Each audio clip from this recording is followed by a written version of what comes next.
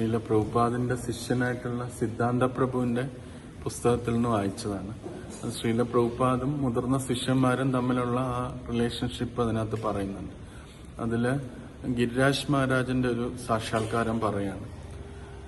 ഗിരിരാജ് മഹാരാജ് ഒരു വട്ടം ബോംബെയിൽ ഉണ്ടായിരുന്ന സമയത്ത് പ്രഭുപാദിന് ഒരു ഫോൺ കോൾ വന്നപ്പം അതെടുത്തപ്പോഴത്തേന് ഒരു ഡിവോട്ടി ഒരു കാര്യം ഇൻഫോം ചെയ്യാനാണ് പ്രഭുപാദിനെ വിളിച്ചത്.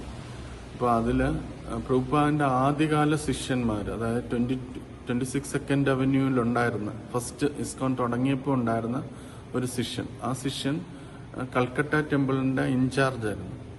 അപ്പൊ അദ്ദേഹത്തിനെ കുറിച്ചൊരു ഇൻഫർമേഷന് വേണ്ടിയാണ് പ്രഭുപാദിന് ആ ഫോൺ വന്നത്. അതിൽ ഫോണിൽ ഇങ്ങനെ പറയുന്നു, ആ ശിഷ്യൻ പണ്ട് കാലത്ത് അവര് ഈ ഹിപ്പി കൾച്ചറിലുണ്ടായിരുന്ന സമയത്ത് അവര് ലഹരിയൊക്കെ ഉപയോഗിക്കുമായിരുന്നു. പക്ഷെ പിന്നെ ഈ പ്രസ്ഥാനത്തിൽ വന്നപ്പോൾ അതെല്ലാം ഉപേക്ഷിച്ചു. അപ്പൊ അദ്ദേഹം വീണ്ടും ആ ലഹരി ഉപയോഗിക്കാനായിട്ട് തുടങ്ങി എന്ന് പറഞ്ഞ്, ഗഞ്ചാവ് ഉപയോഗിക്കാനായിട്ട് തുടങ്ങി എന്ന് പറഞ്ഞ് ഇങ്ങനെ പ്രഭുപാദിനോട് പറഞ്ഞു. അപ്പൊ ഗിരിരാജ് മഹാരാജ് അവിടെ ഉണ്ടായിരുന്നു. അപ്പം പ്രഭുപാദ് ഉടനെ തന്നെ പറഞ്ഞു, അവൻ അത് ഉടനെ ഉപേക്ഷിച്ചില്ലെങ്കിൽ ഞാൻ അവനെ എന്റെ ശിഷ്യനായിട്ട് സ്വീകരിക്കില്ല, ഞാൻ അവനെ റിജക്റ്റ് ചെയ്യും എന്ന് പറയാനായിട്ട് പറഞ്ഞു.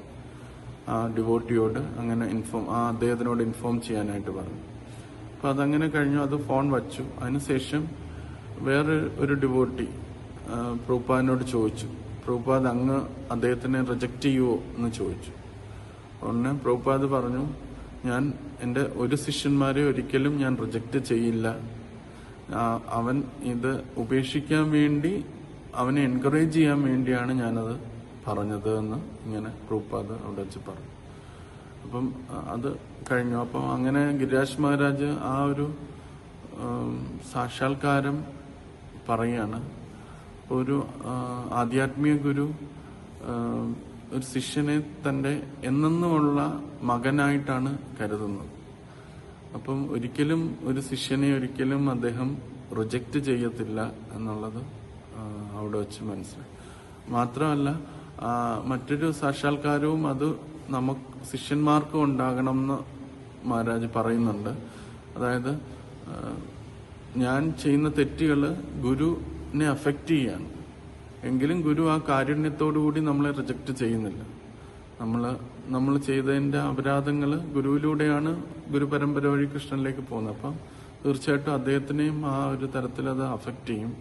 അപ്പം ഗുരു റിജക്റ്റ് ചെയ്യാത്തത് കൊണ്ട് ഞാൻ അത്രത്തോളം ഉത്തരവാദിത്തമുള്ള ഒരു വ്യക്തിയായിരിക്കണം. കാരണം ഞാൻ ചെയ്യുന്നതെല്ലാം തെറ്റുകളും ഗുരുവിനെ അഫക്റ്റ് ചെയ്യും എന്ന് നമ്മൾ മനസ്സിലാക്കണം എന്നുള്ള ഈ രണ്ട് കാര്യങ്ങൾ അവിടെ വെച്ച് മനസ്സിലായി എന്ന് ഗിരിരാജ് മഹാരാജ് അവിടെ വെച്ച് പറഞ്ഞു.